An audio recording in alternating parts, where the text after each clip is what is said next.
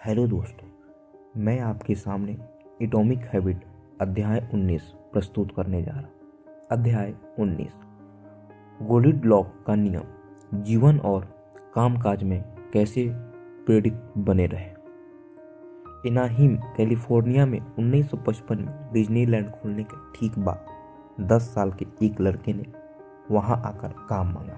तब श्रम कानून काफी शिथिल थे, इसलिए लड़के को आधे डॉलर में गाइड बुक बेचने का काम मिल गया। एक साल के भीतर वह डिज्नी की मैजिक शॉप में पहुंच गया, जहां उसने ज्यादा अनुभवी कर्मचारियों के तकनीकें सीखी। उसने चुटकुलों को आजमाया और आगंतुकों को आसान जादू दिखाया। जल्द ही उसे पता चल गया कि वह जादू के प्रदर्शन से नहीं बल्कि प्रदर्शन से प्रेम करता था। उसने कॉमेडियन बनने का लक्ष्य बना लिया। किशोरावस्था में ही वह लॉस एंजलिस के आसपास छोटे क्लबों में प्रदर्शन करने लगा। देखने वाले लोग कम होते थे और उसका शो छोटा होता था। वह शायद ही कभी मंच पर 5 मिनट से ज्यादा रहता था। भीड़ के ज्यादातर लोग शराब पीने या दोस्तों से बातचीत करने में इतने ज्यादा व्यस्त थे कि उसकी तरफ जरा भी ध्यान नहीं देते थे। एक रात को तो उसने खाली क्लब में स्टैंड अप शो किया। कम गैमलर नहीं था, लेकिन इस बारे में कोई शक नहीं था कि वह बेहतर बन रहा था।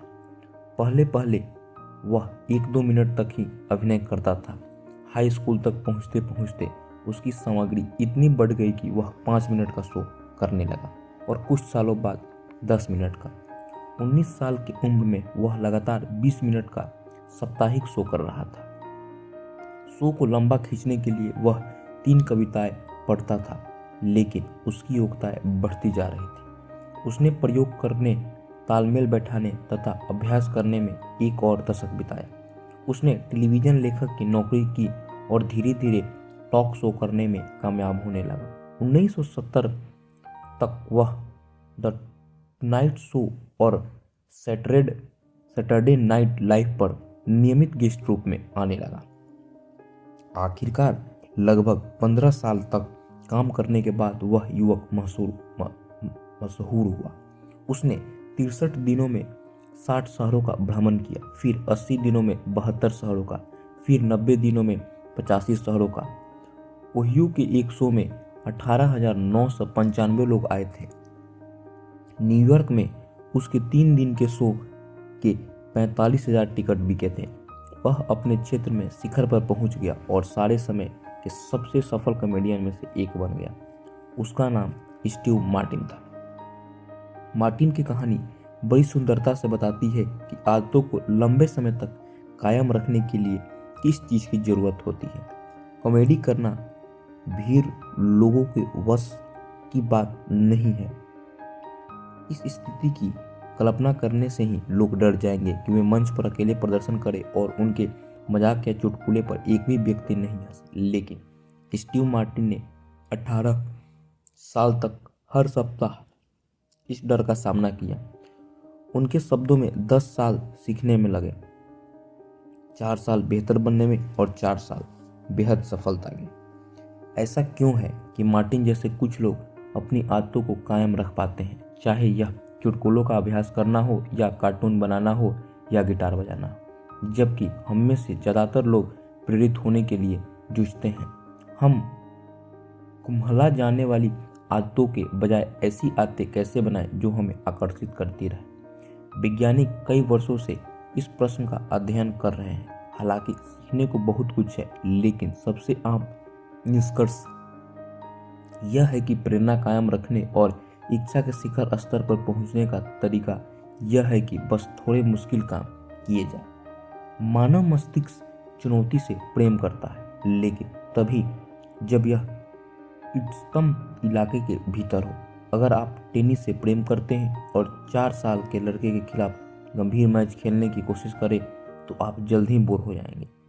यह बहुत ज़्यादा आसान होगा क्योंकि हर पॉइंट आप ही जीतेंगे।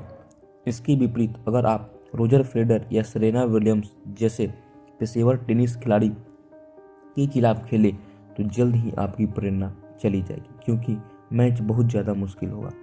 अब अपने जैसे किसी व्यक्ति के खिलाफ टेनिस खेलने के बारे में सोचें। मैच में आप कुछ पॉइंट जीत जाते हैं और कुछ हार जाते हैं।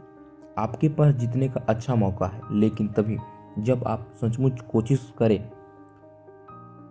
आपका ध्यान केंद्रित हो जाता है, भटकाव दूर हो जाते हैं और आप हाथ के काम पर पूरी तरह एकाग्र हो जाते हैं। यह थोड़ी मुश्किल वाली चुनौती है और यह गोल्डलॉक के नियम का आदर्श उदाहरण है। गोल्डलॉक का नियम कहता है कि इंसान शिखर प्रेरणा का अनुभव तब करते हैं जब वे ऐसे काम कर रहे हों जो उनकी वर्तमान योग्यताओं की सरहद पर हो। बहुत ज़्यादा मुश्किल नहीं, बहुत ज़्यादा आसान नहीं, बस सही। मार्टिन का कॉमेडी कैरियर गोल्डलॉक के नियम का एक उत्कृष्ट उदाहरण है।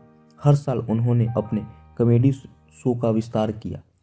वे इसे बस 1-2 मिनट बढ़ाते रहे। वे हमेशा नई सामग्री जोड़ते रहे, लेकिन वे कुछ ऐसे चुटकुले भी रखते थे जिन पर लोगों के हंसने की गारंटी थी। उन्हें बस इतनी सफलता मिली कि वे प्रेरित बने रहे और उन्होंने बस इतनी गलतियां की कि वे कड़ी मेहनत करते रह सके। जब आप कोई नई आदत शुरू करें तो व्यवहार को यथासंभव आसान रखना महत्वपूर्ण है, ताकि आप इसे तब भी कायम रख सके जब परिस्थितियां आदर्श नहीं हो। व्यवहार परिवर्तन के तीसरे नियम पर बात करते समय हम इस विचार को विस्तार से बता चुके हैं, लेकिन यह महत्वपूर्ण है कि आदत पड़ने पर के बाद आप थोड़ी थोड़ी तरक्की करते रहें। ये छोटे सुधार और नई चुनौतियों आपको संलग्न रखती है। अगर आप गोल्डीलॉक के क्षेत्र में सही तरीके से पहुंच जाते हैं तो आप प्रवाह की अवस्था में पहुंच सकते हैं। गोल्डीलॉक का नियम। कृपया आपसे अनुरोध है कि एक बार स्क्रीन को जरूर देख लें। अधिकतम प्रेरणा तब मिलती है जब सामने सिर्फ थोड़ी मुश्किल चुनौती हो। मनोवैज्ञानिक इसे यकर्स-डायडसन नियम कहते हैं, जो योजना के इष्टतम स्तर का वर्णन बोरियत और तनाव के बीच के बिंदु के रूप में करता है। प्रवाह की अवस्था एकाग्र क्षेत्र में रहने और किसी गतिविधि में पूरी तरह डूबने का अनुभव होता है। वैज्ञानिकों ने इस भावना को संख्या का रूप देने की कोशिश की।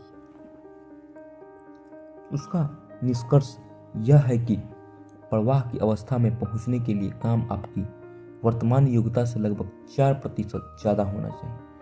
असली जिंदगी में किसी काम की मुश्किल को इस तरह संख्यात्मक करना आसान नहीं होता, लेकिन इसके बावजूद गोल्डलॉक के नियम का आधारभूत विचार सही है। बस थोड़ी कठिन चुनौतियों पर काम करें जो आपकी योग्यता की सरहद पर हो। यह प्रेरणा को कायम रखने के लिए बहुत महत्वपूर्ण है। सुधार के लिए एक नाजुक संतुलन की जरूरत होती है। आपको नियमित रूप से ऐसी चुनौतियों की तलाश करनी चाहिए जो आपको आपकी सरहद से थोड़े आगे तक थकाए। साथ ही आप इतनी प्रगति भी करते रहें कि आपकी प्रेरणा बनी रहे। व्यवहार नहीं भी होने चाहिए ताकि वे आकर्षक और संतुष्टिदायक बने रहे। विविधता के बिना हम उब जाते हैं। बोरियत आत्म सुधार की खोज में शायद सबसे बड़ी खलनायक है।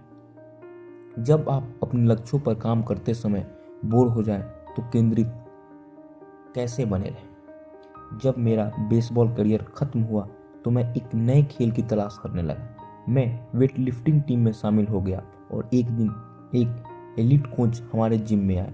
वे अपने लंबे करियर में हजारों खिलाड़ियों के साथ काम कर चुके थे, जिनमें कुछ ओलंपिक खिलाड़ी भी शामिल थे।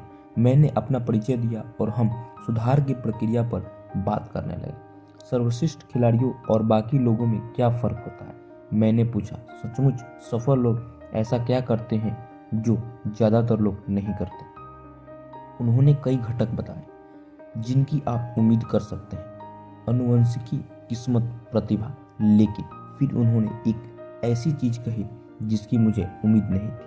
किसी बिंदु पर बात सिर्फ इतनी सी रह जाती है कि कौन हर दिन प्रशिक्षण लेने की बोरियत को संभाल सकता है, उसी तरह वही काम बार बार और बार बार करना। उनकी बात सुनकर मैं हैरान रह गया, क्योंकि यह कार्य संस्कार के बारे में एक अलग तरह की सोच है। लोग अपने लक्ष्यों पर काम करने का संबंध जोश से जोड़ते हैं, चाहे व्यवसाय का क्षेत्र हो या खेल का या कला का। लोग इस तरह की बातें कहते हैं, यह सब जोश का मामला है या आपको सचमुच इसे चाहना होता है। फलस्वरूप एकाग्रता या प्रेरणा के खत्म हो जाने पर हम में से कोई लोग निराश हो जाते हैं, क्योंकि हमें लगता है कि सफल लोगों में जोश का अथाह भंडार होता है। लेकिन कोच का कहना था कि सचमुच सफल लोग की प्रेरणा भी उसी तरह कम होती है जिस तरह बाकी लोगों की होती है। फर्क यह होता है कि बोरियत के बावजूद वे काम करते रहने का तरीका खोज लेते हैं। महारत पाने के लिए अभ्यास की जरूरत होती है, लेकिन आप किसी चीज का जितना ज्यादा अभ्यास करते हैं वह उतनी ही ज्यादा बोरिंग हो जाती है। जब शुरुआती लाभ मिल जाते हैं और हम सीख लेते हैं कि क्या उम्मीद करना है, तो हमारी रुचि मुरझाने लगती है। कई बार तो यह बहुत तेजी से होता है। अगर आप लगातार कुछ दिनों तक जिम जाते हैं या समय पर 2-4 ब्लॉग पोस्ट प्रकाशित करते हैं, तो एक दिन का नागा ज़्यादा महसूस नहीं होता। चीज़ अच्छी तरह हो रही है। एक दिन का नागा करना तर्कसंगत और आसान होता है, क्योंकि आप अच्छी जगह पर हैं। सफलता के मामले में सबसे बड़ा जोखिम असफलता नहीं बल्कि बोरियत है। हम अच्छी आदतों से बोर हो जाते हैं क्योंकि हमें आनंद मिलना बंद हो जाता है। परिणाम अपेक्षित हो जाता है। जब हमारी आदतें सामान्य बन जाती हैं तो हम कुछ नया खोजने के चक्कर में अपनी प्रगति की पटरी से उतरने लगते हैं। शायद इसलिए हम एक अंतहीन चक्र में उलझ जाते हैं और एक वर्कआउट से अगले वर्कआउट तक, एक डाइट से अगले डाइट तक, एक व्यावसायिक विचार से अगले व्यावसायिक विचार तक कूदते रहते हैं। जैसे ही हमारी प्रेरणा हल्की सी भी कम होती है, हम कोई नई रणनीति खोजने लगते हैं, भले ही पुरानी वाली अभी काम कर रही हो। जैसा मैकियावेली ने कहा था, लोग नएपन को इस हद तक चाहते हैं कि अच्छी स्थिति वाले लोग भी परिवर्तन को उतना ही चाहते हैं जितना कि बुरी स्थिति वाले लोग चाहते हैं। शायद इसलिए सबसे ज़्यादा आदत डालने वाले कई प्रोडक्ट्स ऐसे होते हैं जो नित्य नया अनुभव देते हैं। वीडियो गेम्स दृश्यात्मक नयापन प्रदान करते हैं। पॉर्न सेक्स के संदर्भ में नयापन प्रदान करता है। जंक फूड आहार में नयापन प्रदान करते हैं। इसमें से प्रत्येक अनुभव हमें लगातार आश्चर्यचकित करता है। मनोविज्ञान में इसे परिवर्तनशील पुरस्कार के रूप में जाना जाता है। स्टॉल मशीनें असली जिंदगी की सबसे आम उदाहरण है। जुआरी कभी कभार जैकपॉट जीत जाता है, लेकिन किसी को पता नहीं होता कि वह कितने समय बाद जीतेगा। पुरस्कार की गति बदलती रहती है। इस अंतर की वजह से डोपामाइन में सबसे ज्यादा उछाल आता है। स्मृति तीक्ष्ण होती है और आदत पड़ने की गति बढ़ती है।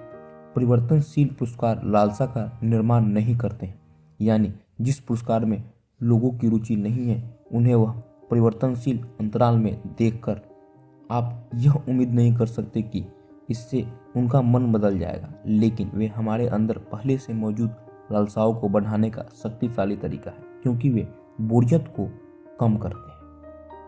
इच्छा का मधुरतम बिंदु सफलता और असफलता के बीच 50-50 के विभाजन पर होता है। आधे समय आपको मनचाही चीज मिल जाती है, आधे समय नहीं मिलती। आपको बस इतना जीतने की जरूरत है कि संतुष्टि का अनुभव करें और बस इतना चाहने की जरूरत है कि आपकी इच्छा बनी रहे। यह गोल्डलॉक के नियम के अमल का लाभ है।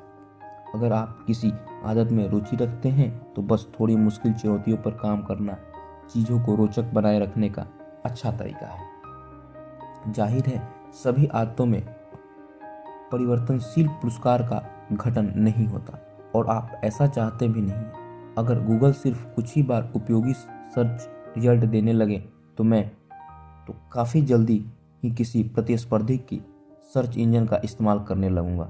अगर उबर मेरी आधी यात्रा के लिए ही कार भेजे तो मैं आगे इसका इस्तेमाल नहीं करूंगा। अगर मैं हर रात अपने दांतों पर फ्लश करूं और केवल कुछ ही बार मुंह साफ हो तो मैं सोचूंगा कि यह काम नहीं करूंगा। परिवर्तनशील पुरस्कार हो या नहीं हो, कोई भी आदत हमेशा रोचक नहीं बनी रहेगी। सुधार की यात्रा किसी न किसी बिंदु पर हर व्यक्ति उसी चुनौती का सामना करता है। आपको बोरियत से प्रेम करना ही होता है। हम सभी अपने लक्ष्य हासिल करना चाहते हैं और अपने सपने साकार करना चाहते हैं, लेकिन अब चाहे किसी भी चीज़ में बेहतर बनने की कोशिश कर रहे हैं। अगर आप सिर्फ आरामदेह या रोमांचक काम ही करेंगे तो आप कभी इतने निरंतर नहीं बन पाएंगे कि उल्लेखनीय परिणाम हासिल कर लें। मैं गारंटी दे सकता हूँ कि अगर आप किसी आदत को शुरू करने और इसे कायम रखने में कामयाब होते हैं तो कई मौके तो ऐसे आएंगे जब आपका इसे छोड़ने का मन होगा। जब आप कोई व्यवसाय शुरू करते हैं तो कई दिनों ऐसे आएंगे जब आपका वहां जाने का मन नहीं होगा।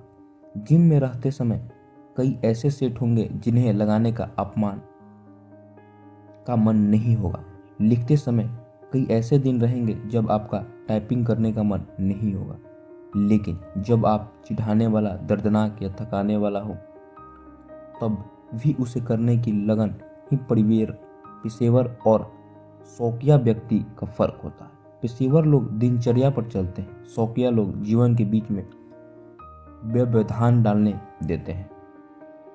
पेशेवर लोग जानते हैं कि उनके लिए क्या महत्वपूर्ण है और वे उद्देश्यपूर्ण तरीके से उसी दिशा में काम करते हैं, जबकि शौकिया लोग जीवन की बाधाओं की वजह से दिशा से भटक जाते हैं। लेखक और ध्यान गुरु डेविड केन अपने विद्यार्थियों को अच्छे मौसम वाले ध्यानी बनने से बेचने को कहते हैं। इसी तरह आप अच्छे मौसम वाले खिलाड़ी या लेखन या कुछ और नहीं बनना चाहते।